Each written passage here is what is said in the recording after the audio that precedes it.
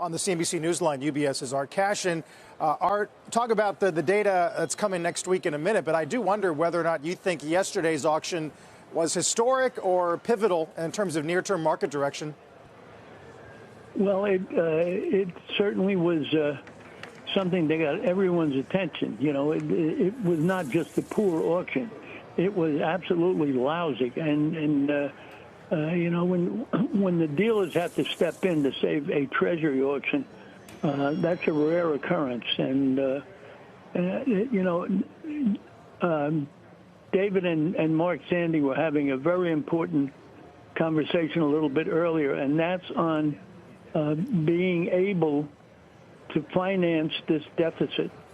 And the reason we had that 8-day rally, it was because the first signs of what the Treasury needs would be were better than the market expected. I think that's a rather temporary thing. So keep your eye very closely on any reports about the need for further issuance of bonds. That's going to be clearly important. And we're at an interesting spot here in the S&P.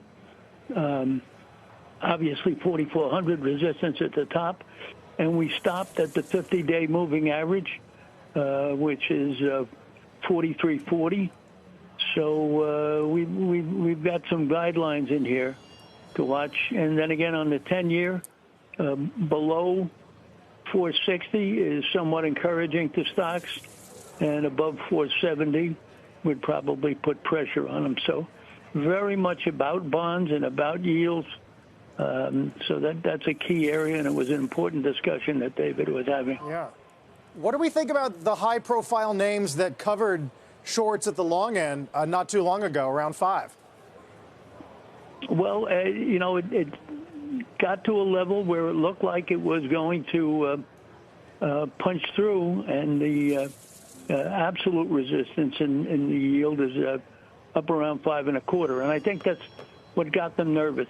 The game's not over yet. If they take it down below, I would say 425, it would matter. I do think one of your other earlier guests said that they thought that one of the things that may have gotten Powell to talk a little more hawkishly is that they're watching that.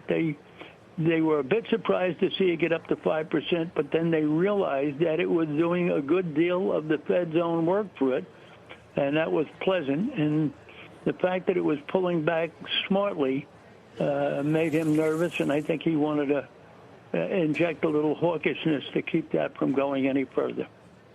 Hey, Art, it's David. I appreciate you mentioning the Zandi interview. You know, you've been talking about deficits for years, at least, as one concern. I'm just curious how concerned you are at this moment and how much it colors your view of not just the Treasury market, but by extension, the equity market. Well, you know, the bond and equity market are absolutely linked. I mean, you can't deny that.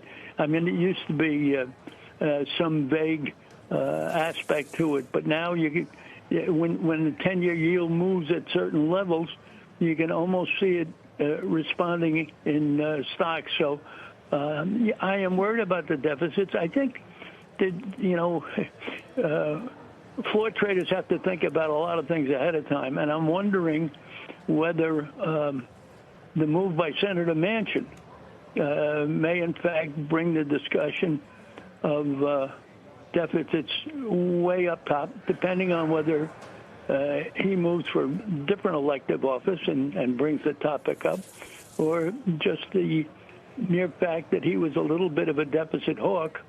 So I think that's going to raise that conversation a bit more.